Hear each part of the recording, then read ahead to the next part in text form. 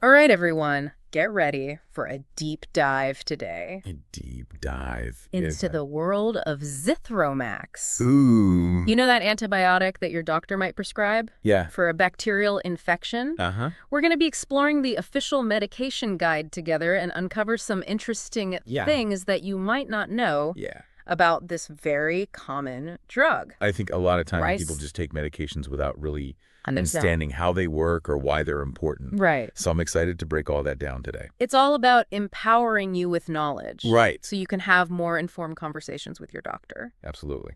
So first things first. Okay. What is Zithromax? Okay. And what kinds of infections does Yeah. it tackle? So Zithromax is actually the brand name Right. for Azithromycin, Okay. which is in the macrolide family of antibiotics. Okay, so it's a type of antibiotic. Yeah. It's used for things like respiratory infections, skin infections, Uh-huh. and even some sexually transmitted infections. That's right. Interesting. So it's a bit of a multitasker. Yeah. Now, I've always been curious about this. Okay. How exactly do antibiotics like Zithromax Okay. work in the body? Mm. Do they just like zap the bacteria away?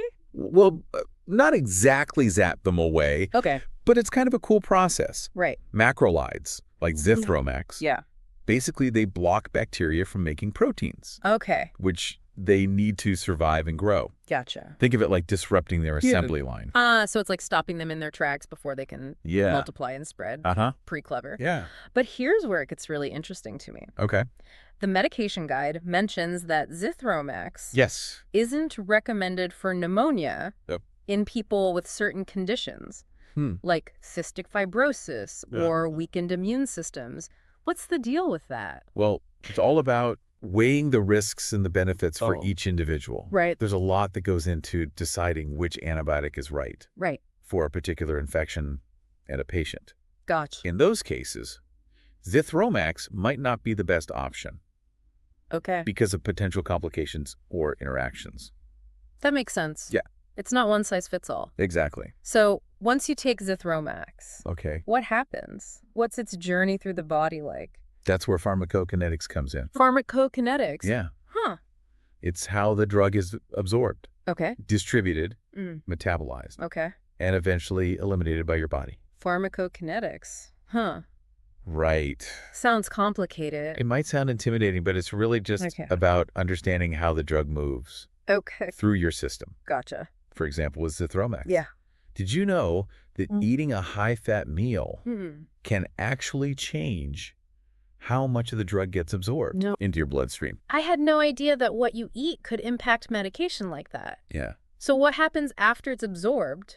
Is Zithromax just like float around everywhere? It does travel widely, Okay. which is one reason it's effective for various infections. Makes sense. In fact, Zithromax can reach incredibly high concentrations Wow. in lung tissue, Hmm. over 100 times higher Oh. than in your blood. Okay, so that explains why it's such a powerhouse. Yeah. When it comes to those pesky respiratory infections. Exactly. But if it's so potent, Okay. are there any potential downsides? Well, What about side effects? most side effects Right. with Zithromax Okay. are mild and go away Okay. once the treatment is finished. Okay. But it's always good to be aware of them. Of course. The most common ones are related to your gut. Okay. Things like diarrhea, Hmm. nausea, Right. or abdominal pain. Ugh. Those are never fun. No. Anything else that people should watch out for? I've heard some strange things about Zithromax side effects. Well, there are some less common, Okay. but more serious potential side effects We'll like see. allergic reactions or Yeah. liver problems. Right. And then there are the rare ones that really stick in your mind. Okay. Have you heard about the one that can affect your sense of taste and smell? Wait, really? Yeah. That's bizarre. So imagine biting into your favorite food Yeah, and it tastes completely off. that's wild. It's a reminder that medications can sometimes Yeah, have unexpected effects on our bodies. absolutely. But don't worry, these more serious and strange ones Okay. are much less common. Okay, good to know. Yeah, But what about people with allergies or other medical conditions? sure. Are there any specific precautions they should take Absolutely. with Zithromax? Anyone with known allergies to azithromycin, Okay. erythromycin, Mm, or similar antibiotics right. should not take Zithromax. Gotcha. And it's crucial to let your doctor know. about any other medications you're taking, But- even over-the-counter ones, Yeah? because there can be interactions. That's a good reminder for all medications, really. Yeah. Speaking of other medications, Okay. are there any that specifically don't mix well Yeah. with Zithromax? There are certain drugs that can interact with Azithromycin, Okay. either altering how it works Yeah. or increasing the risk of side effects. Okay. For example, nelfinavir, which is Mm. used to treat HIV, Right. can significantly increase Wow. the levels of Azithromycin in the body. Interesting. And you also have to be careful with blood thinners, Right. like warfarin. So it sounds like it's really important to be upfront with your doctor Yeah, absolutely. about everything you're taking. So we've talked about how Zithromax works in the body Right. and some potential side effects and interactions. Now let's get into the nitty-gritty of dosage. Dosage can vary widely, Right. depending on the type of infection and individual factors. Okay. Azithromycin comes in different strengths Yeah. for both tablets and the oral suspension. Right. So it's essential to follow your doctor's instructions carefully. And this might seem obvious, Right. but it's worth repeating. Yeah. Take the full course of treatment, Right. even if you start to feel better Absolutely. before you've finished all the pills. Stopping early can allow those bacteria Right. to bounce back and could even contribute Oh, wow. to antibiotic resistance, which is a growing problem. Right. We don't want to give those pesky bugs a fighting chance. Exactly. Now, what about special considerations? Okay. Are there any differences in how Zithromax is used Sure. in children during pregnancy Yeah. or for older adults? There are definitely some nuances to consider. Oh. For example, with kids, Yeah. the dosage is carefully calculated based on weight, Right. and it's not recommended for infants under a certain age for some infections. So definitely not a case of sharing your Zithromax Yeah. with your little ones. Right. And always talk to your doctor if you're pregnant Yeah, or breastfeeding. definitely. What about older adults? Okay. Any special considerations for them? Older adults might be more susceptible to certain side effects, particularly a heart rhythm issue called QT prolongation. Okay. So it's important for them to be extra cautious Right. and monitor for any unusual symptoms. Okay, we've covered a lot of ground here. Yeah. From understanding what Zithromax is and how it works Yeah. to exploring potential side effects and special considerations for Right. different populations. I'm starting to feel like a Zithromax expert. And we're just getting started. Really? In the next part of our deep dive, Okay. we'll take an even closer look at how Azithromycin interacts with bacteria Oh, wait. at a cellular level and explore Okay. the fascinating world of antibiotic resistance. Sounds like we're about to get microscopic. We are. Stay tuned, folks. We'll be right back with more on Zithromax. Sounds good. Welcome back. Yeah. We're diving even deeper Yeah. into the world of Zithromax and Uh-huh. getting up close and personal Yeah. with its effects on bacteria. It really is fascinating to consider Yeah, how this medication works at a microscopic level. absolutely. Last time you mentioned Okay. that Zithromax stops bacteria from making proteins. Right. Can you explain what's happening there Yeah. in a bit more detail? Sure. It all comes down to something called the ribosome. Ribosome, It's like a little protein factory right? inside each bacterial cell, Mm. churning out the proteins they need to function. So it's essential for their survival. Right. What does Zithromax do to this protein factory? Well, Azithromycin binds to the ribosome Okay. and throws a wrench in the works, so to speak. Okay. It blocks the bacteria's ability Right. to assemble those essential proteins, Gotcha. preventing them from growing and multiplying, So it's like hitting the pause button on their entire operation. pretty much. That's pretty ingenious. Yeah. But here's something I've always wondered about. Okay. We hear a lot about antibiotic resistance these days. Yeah. Can bacteria become resistant to Zithromax? Unfortunately, yes. Really? Bacteria are incredibly adaptable, Hmm. and they can develop ways Right. to evade the effects of antibiotics. Yeah. One way they outsmart Zithromax Okay. is by actually modifying Okay. their ribosomes, those protein factories we talked about. So they're changing the locks on the factory door? Yeah. So Zithromax can't get in and disrupt the process? That's a great analogy. And the concerning part is that Yeah. this type of resistance can sometimes extend to Correct. other classes of antibiotics as well, Right. not just Zithromax. That's right. That's worrying. It is. It's like they're developing immunity Yeah. to a whole arsenal of weapons. Right. Not just one specific type. Exactly. That's why it's so important. to use antibiotics responsibly, Uh-huh. only when necessary, Okay. and to complete the full course of treatment as prescribed, Right. even if you start to feel better Yeah. before you finished all the pills. Makes sense. Yeah. You don't want to give those bacteria Yeah. any chance to learn Yeah. how to dodge our defenses. Exactly. Now, speaking of figuring out Right. what works against bacteria, Uh-huh. how do scientists even determine if Zithromex is effective Okay. against a particular type of infection? That's a great question. Yeah. They use a technique Okay. called susceptibility testing. Susceptibility testing. Essentially, they expose different bacteria Okay. to Zithromax Uh-huh. and see how well it inhibits their growth. So it's like a bacterial obstacle course Yes. for Zithromex. That's right. They're testing its strength Yeah. against various opponents. Exactly. They're looking for what's called the minimum inhibitory concentration, or MIC. MIC. This is the lowest concentration of Zithromax needed Gotcha. to stop the bacteria from growing. Okay, so it's like finding the minimum dose needed Right. to effectively knock those bacteria out. Precisely. And based on the MIC, Okay. bacteria are classified as susceptible, Right. intermediate, or resistant to Zithromax. Okay. If they're susceptible, Yeah. Zithromax is likely to be effective. Gotcha. If they're resistant, Yeah. it's time to find a different antibiotic. Right. And if they're intermediate, well, that's where things get a bit trickier. So intermediate means Yeah. it might work, it might not. It could mean that Zithromax might be effective Okay. if it reaches a high enough concentration Okay. at the site of infection, Right. or it might require a higher dose than usual. Gotcha. More investigation is needed Okay. to make the best decision for the patient. It's like a detective story, Yeah. piecing together all the clues to find the best treatment approach.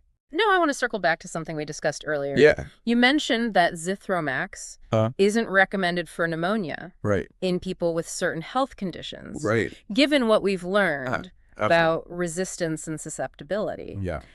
do you think that recommendation might be related to how effective Zithromax is Sure. against the specific bacteria that cause pneumonia Yeah. in those cases? That's a really insightful observation. Really? You're absolutely thinking along the right lines. Okay. It's likely a combination of factors, Right. including susceptibility patterns, the severity of the infection, Yeah. and the individual's overall health status. Gotcha.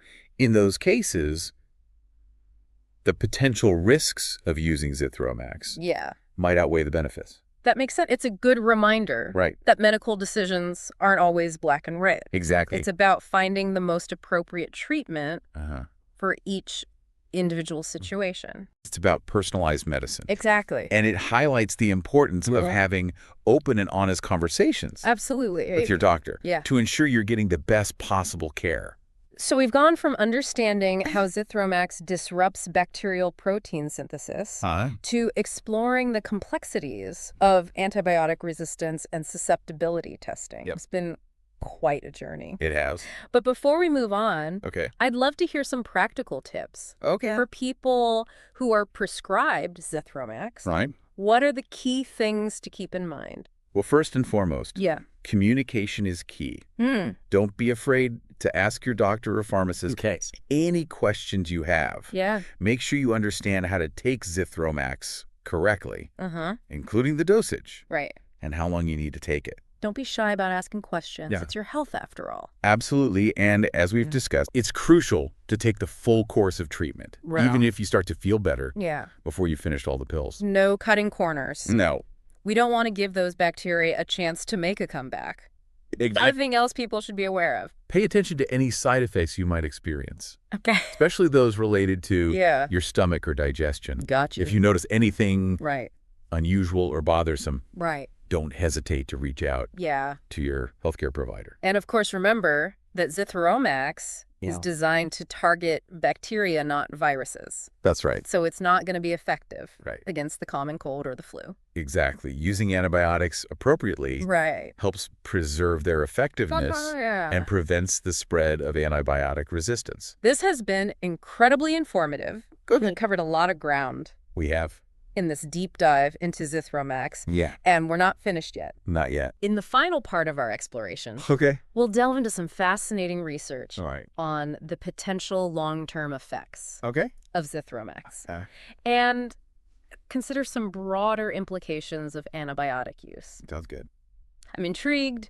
It sounds like we're about to uncover even more interesting insights about this common medication. Absolutely. Stay with us. Welcome back to the final part of our Azithromycin deep dive. Yeah. I'm excited to wrap things up with some of the broader implications of using this medication. Yeah, it's always interesting to step back and see how all the pieces of the puzzle fit together. Yeah. And consider the bigger picture. Exactly. And speaking of the bigger picture, I remember you mentioned earlier that Azithromycin has a long half-life. Yes. It sticks around in the body for a while, even after you finish taking it. Yeah. That makes me wonder, are there any potential long-term effects? That's a good question. That we should be aware of? And it's something that researchers are actively investigating. Okay.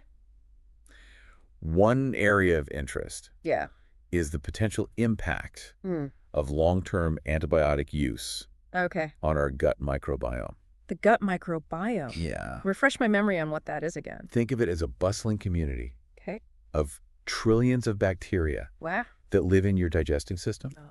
They play a crucial role in everything. Yeah.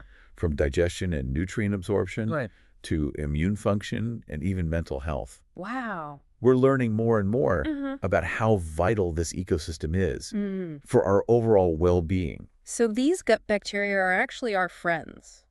For the most part, absolutely. Our foes? We have a symbiotic relationship with them. We provide them with a home. And they help to keep us healthy. Gotcha. But antibiotics, while essential for fighting infections, can sometimes disrupt the delicate balance of our gut flora.